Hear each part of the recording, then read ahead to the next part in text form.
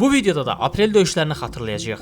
4 günlük müharibədə Azərbaycan ordusunun əldə etdiyi uğurlardan hamının xəbəri var. Sözsüz bu uğurların təməlində güclü ordu dayanır. Müasir dövrdə ordunu güclü edən əsas amillərdən biri isə müasir silahlardır. Bu gün Azərbaycan ordusunun aprel döyüşlərində istifadə etdiyi silahlardan birindən Harovdan danışacağıq. Kanala abunə deyilsinizsə, elə indi videonun aşağısındakı abunə ol düyməsinə klik edin. Hazırsınızsa, başlayaq. Azərbaycan ordusunun Harov kamikadze dronundan Ağdərə istiqamətində istifadə etməsi barədə məlumatlar yayılmışdı.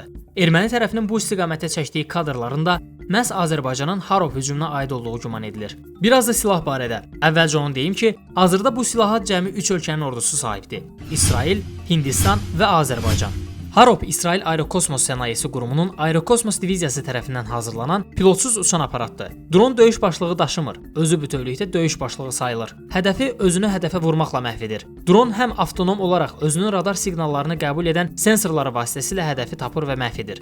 Həm də yerüstü idarə etmə mərkəzinə idarə olunur. Hədəf aşkarlanmadıqda dron bazaya qayıdır. Silah dizayn olunarkən radar cross section, yəni düşmən radarında görünmə dərəcəsinin kiçik olması nəzərdə saxlanılıb. Buna görə də hava hücumundan müdafiə sistemlərindən rahat yayınır. Bu xüsusiyyətinə görə Harov döyüşdə ilk sırada göndərilir. Düşmənin radar bazaları, hava hücumundan müdafiə sistemləri Harov vasitəsilə yararsız vəziyyətə salındıqdan sonra təyyarələr düşmən ərazisində əməliyyatlara başlayır. Harov havada 6 saat qala bilir. Maksimal uçuş məsafəsi 1000 kilometrdir. Kamikadze dron yerüstü bazalardan, dənizdən və hətta havadan buraxıla bilər. Silah baza tərəfindən elektrooptik sensorları vasitəsilə hərəkətdə və yaxud da sabit vəziyyətdə olan hədəfə yönəldilə bilər. Xatırladaq ki, 2016-cı ilin aprel döyüşlərində Azərbaycan ordusu tərəfindən Harovlardan məhz bu üsulla istifadə olunmuşdu. Nəticədə bir çox hədəf dəqiqliklə məhv edilmişdi. Bunlara Ermənistandan Qarabağ zonasına göndərilən könüllü 1-ci Qarabağ müharibəsi veteranlarını daşıyan avtobus da daxildir. Hücum nəticəsində 5 hərbçi yerindəcə öldü, ikisi isə sonradan xəstəxanada keçindi. Düşmən Harov hücumunu aşkarlayıb radarı siqnal yaymaması üçün söndürsə belə, Harovun elektrooptik sensorlarının sayəsində o hədəfi vizual olaraq izləyir və vurur. Sonda Harovun xüsusiyyətlərinə ümumi şəkildə nəzər salaq.